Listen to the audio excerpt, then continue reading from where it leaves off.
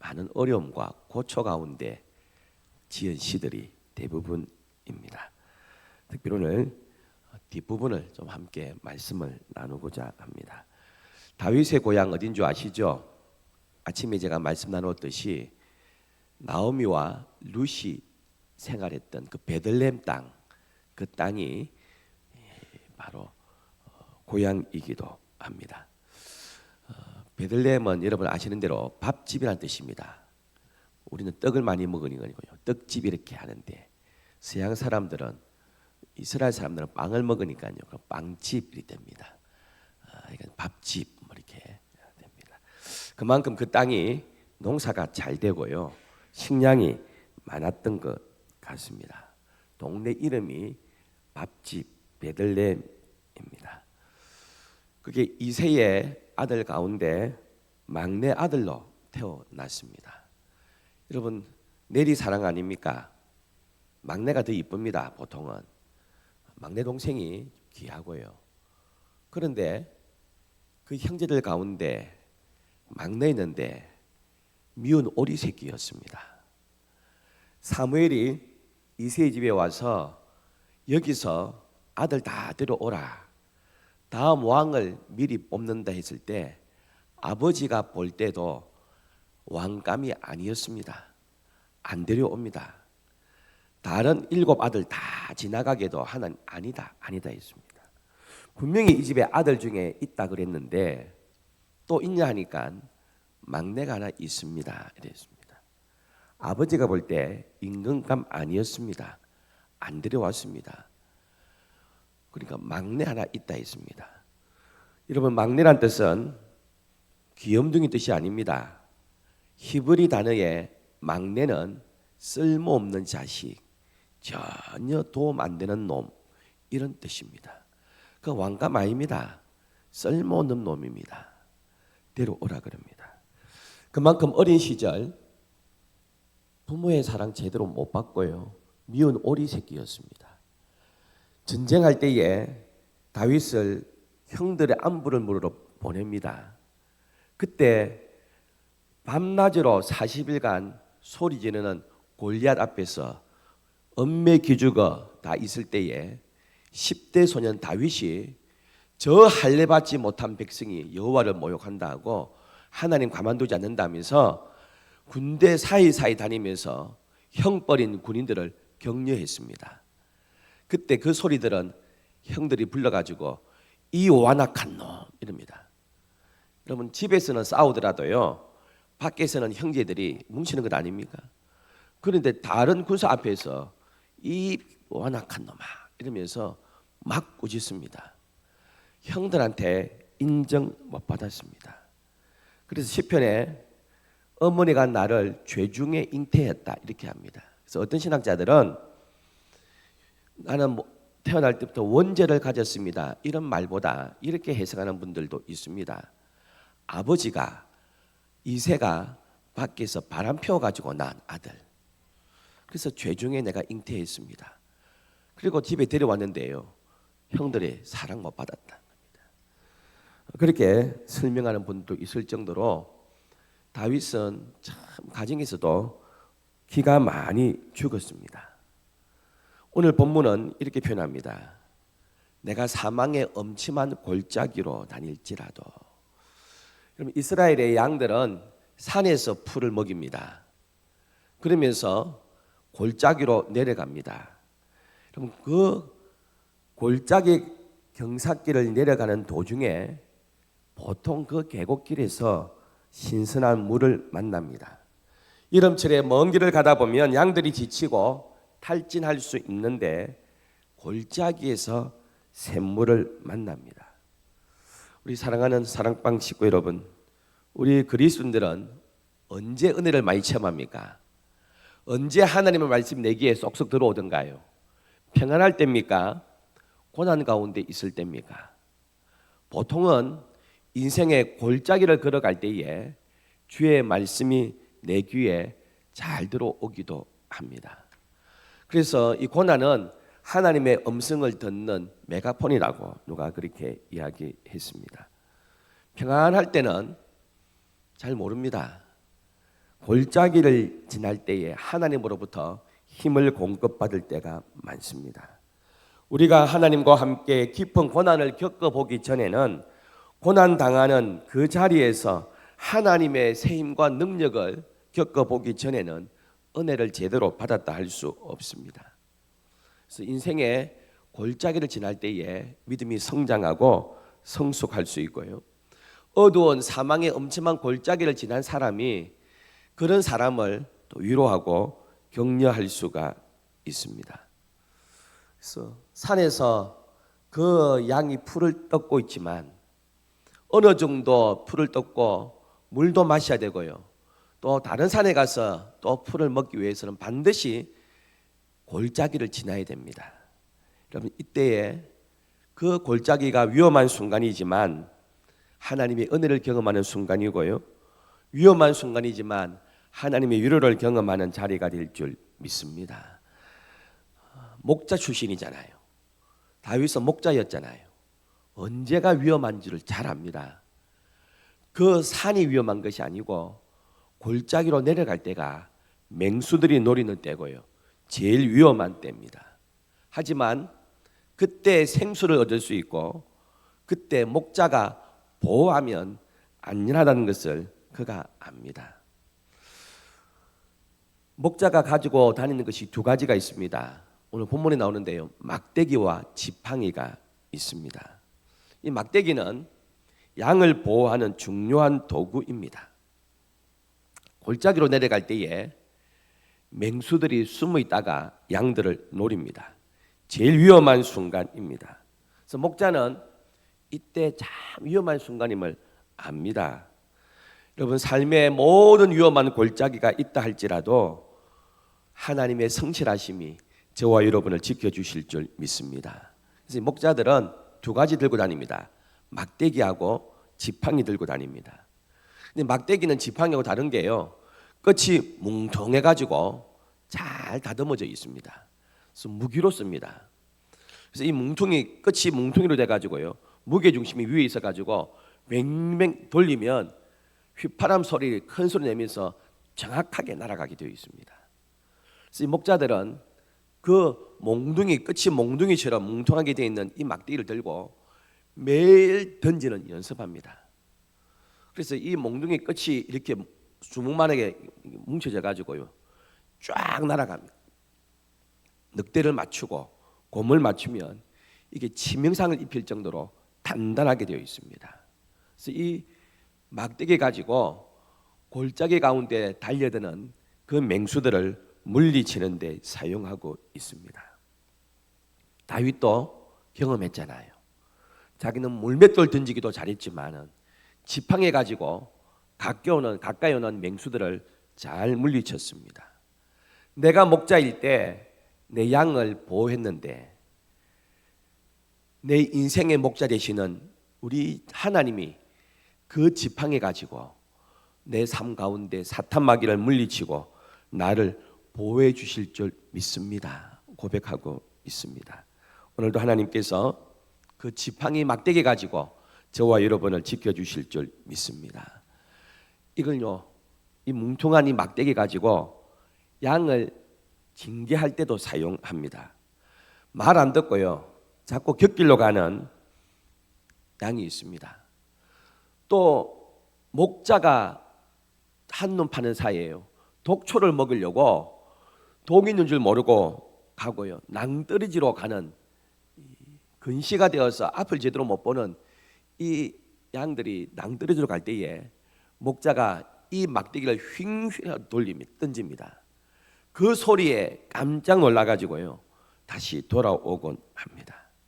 사랑하는 성도 여러분, 하나님의 말씀 우리가 곁길로 가게 될 때에 날아와서 우리를 징계하기도 하고요, 깨우치기도 하는 은혜가 있을 줄 믿습니다. 이 막대기는 양을 보호하고요, 양을 살필 때 사용합니다. 에스겔 20장 37절에 내가 너희를 막대기 아래로 지나가게 하며, 막대기 아래로 지나가게 합니다. 막대기 아래로 지나가게 하면서 세심하게 보호하고 살피는 일을 합니다. 그래서 그 막대기 가지고요, 양털을 이렇게 뒤집어 봅니다. 피부병이 있는지, 상처가 있는지, 깨끗한지 막대기 아래로 지나가게 하면서 그 청결 상태, 상처 여부를 살피십니다. 오늘도 하나님의 그 막대기가 저와 여러분을 살피시고 보호하시고 지켜주실 줄 믿습니다. 지팡이는 뭐냐? 지팡이는 위로하고 보호하는 겁니다. 이거는 맹수 물리치는 용이 아닙니다. 그 지팡이로요, 어린 양을 집어가지고 올리기도 합니다. 구덩이에 빠진 것을 끄집어 올리기도 합니다. 오늘도 하나님의 그 막대기와 지팡이가 저와 여러분의 삶들을 다스려 주실 줄 믿습니다. 오늘 이어지는 말씀이 여호와께서 내 머리에 기름을 바르셨다 했습니다. 그럼 기름을 언제 바르는 줄 아십니까? 양과 목자라는 제 책을 이렇게 보면 이분이 목자 출신이거든요. 자세하게 자기 경험을 담아가지고 기록해 놔서 아주 10편, 23편을 이해하는 데 참 도움이 제가 됐습니다. 양을 괴롭히는 곤충이 많습니다. 찾아보니까 말파리, 쇠파리, 발 뒤꿈치 파리, 파리도 정도 많아요. 코파리, 사슴파리, 진디기, 모기, 각다기, 양들을 아주 괴롭히는데 그 가운데 코파리가 있습니다. 이 코파리는 뭐냐? 양의 코가요, 끈적끈적한 습기가 있습니다. 양의 코 안에다가 알을 낳습니다. 그래서 이 코파리가요, 자꾸 이렇게 뱅뱅이 돕니다.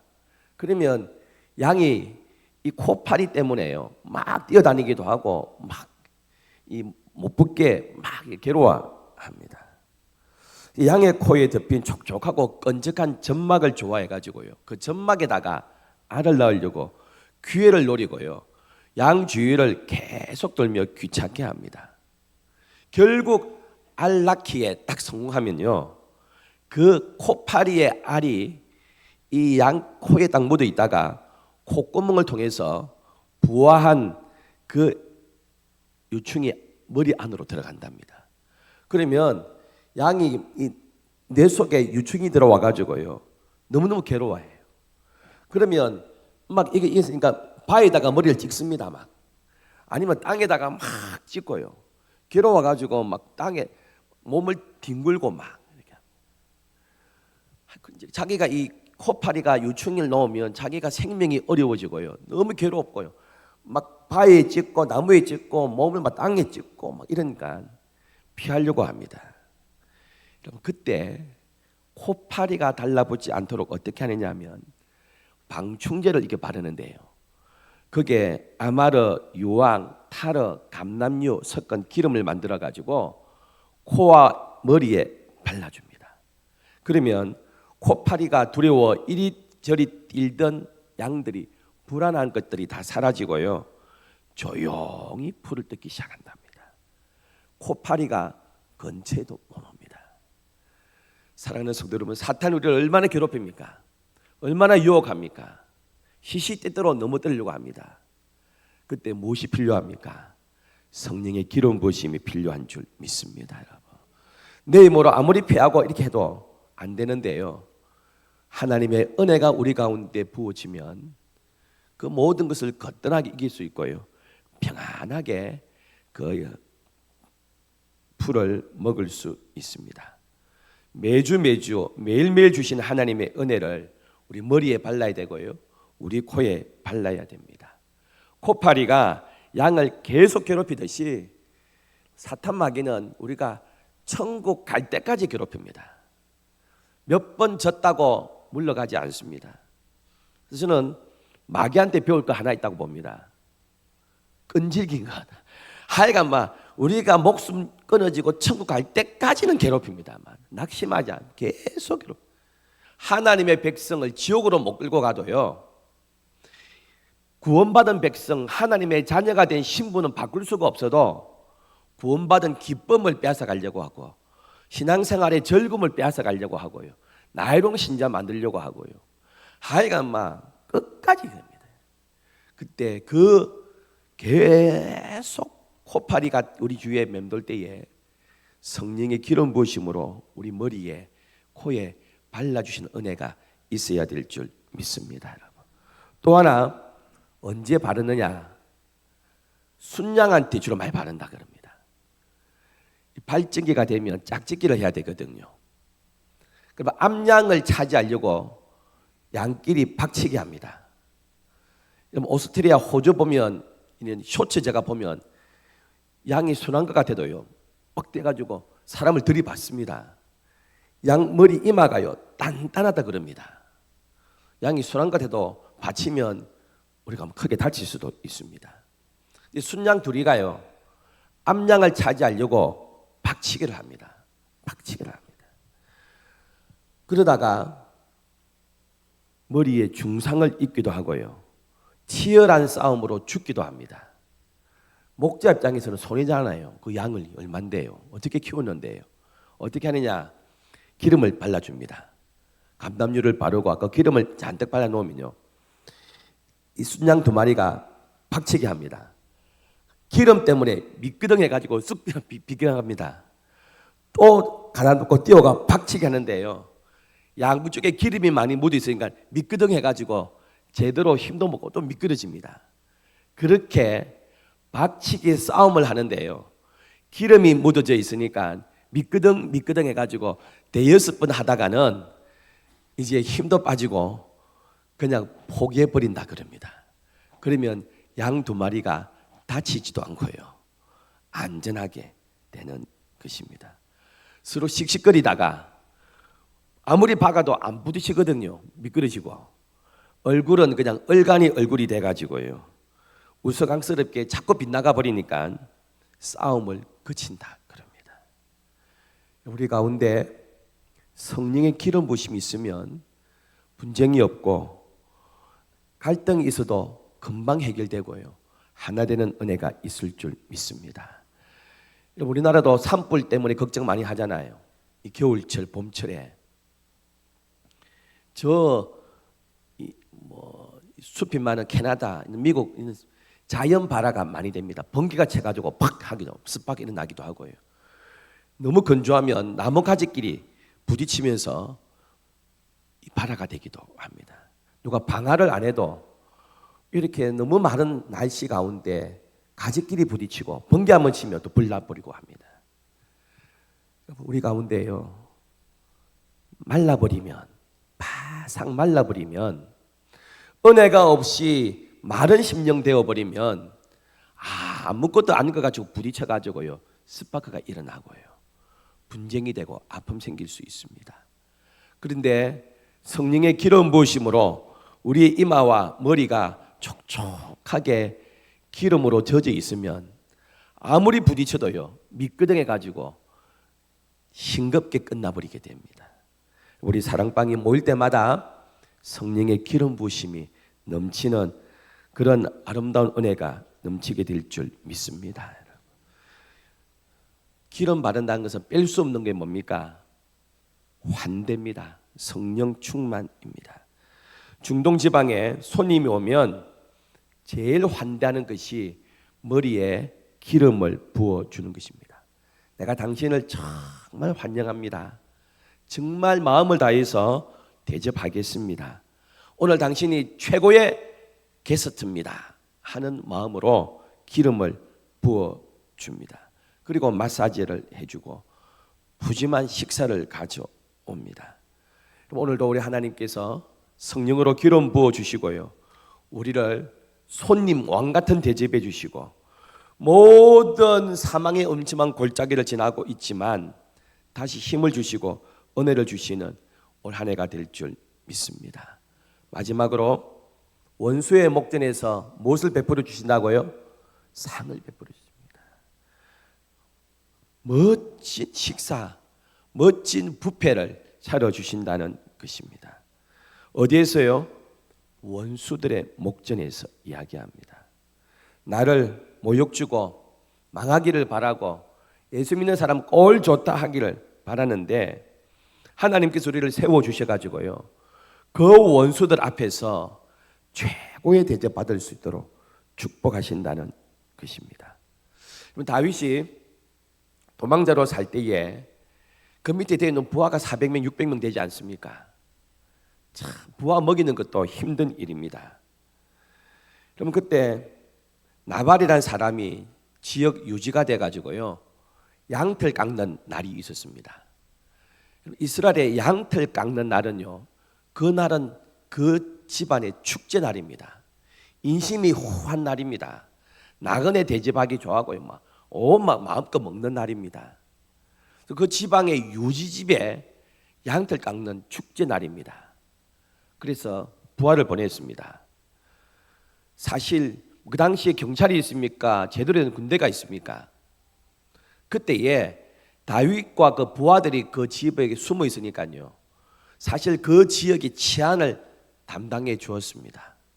그래서 우리가 나와 부하들이 이 지역을 그래도 지켜주니까 저만큼 축산업이 잘 된 것 아니냐 알 거야. 그래서 이 잔치날이니까 좀 먹을 것을 함께 나누면 좋겠다고 부탁하러 보냈더니요, 다윗이 누군데? 다윗이 쥐가 뭔데? 이러면서 모욕을 주었습니다. 그럼 이때 다윗이 상처가 막 생겼어요. 이런 놈이 있나? 군대를 이끌고 가가지고 제가 죽이려고 그랬습니다.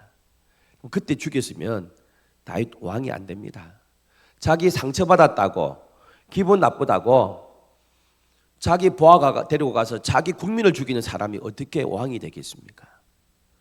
그때 나발의 부인 아비가일이요, 그 소식을 듣고 얼른 물건을 챙겨가지고 쫓아옵니다.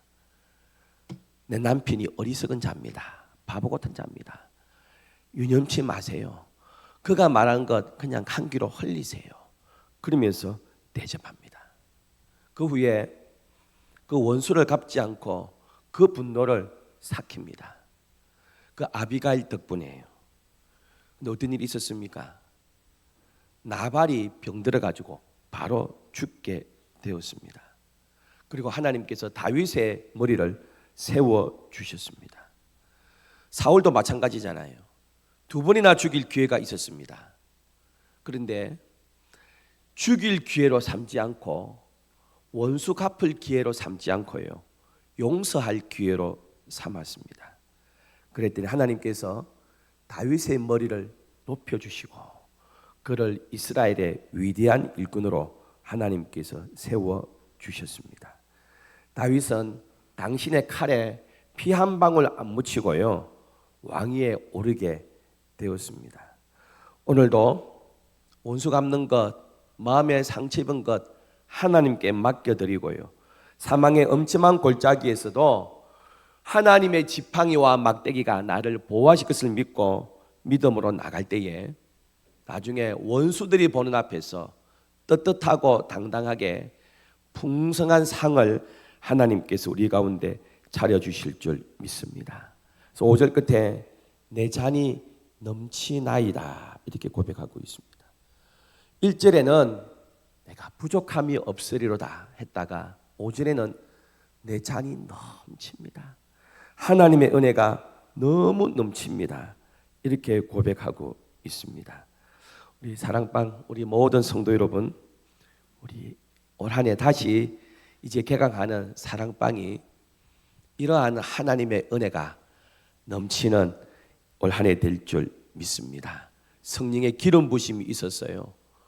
부딪혀도 갈등이 없이 금방 해결될 수 있고요, 사탄의 그 모든 코파리 같은 공격을 성령께서 물리쳐 주시고 막대기와 지팡이로 우리를 안위하셔서 올 연말에 돌아볼 때에 내 잔이 넘칩니다는 간증과 고백이 넘치시기를 소원합니다.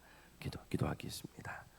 참 좋으신 하나님, 힘들고 지친 이때에 우리의 수그러진 머리를 일으켜 주실 줄 믿습니다. 힘들고 어려운 사망의 엄침한 골짜기를 간다 할지라도 하나님께서 주의 지팡이와 막대기로 지켜주실 줄 믿습니다. 때마다 성령의 기름 부어 주실 줄 믿습니다. 마침내 원수들의 앞에서 아름다운 상을 베풀어 주셔서 하나님의 영광을 보게 하옵소서. 예수님의 이름으로 기도드립니다. 아멘. 광고하겠습니다. 우리 다음 주 이제 개강합니다. 이제 다음 주부터 우리 사랑방 나눔지가 이제 빛이 돼 가지고 나가고요. 우리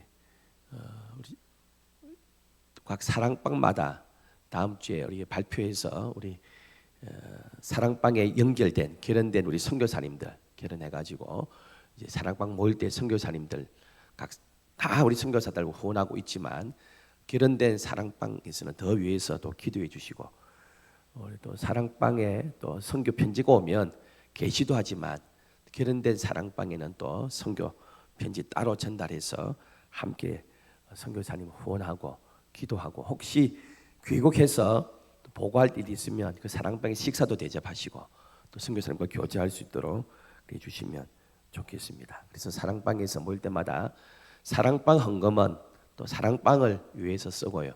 또 사랑방에 기른된 선교사님 위해서 쓰도록 하겠습니다. 제가 축도하고 마치고 사랑방별로 잠깐 모이도록 하겠습니다. 기도하겠습니다. 지금은 우리 주 예수 그리스도의 크신 은혜와 성부 하나님의 끝없는 사랑과 성령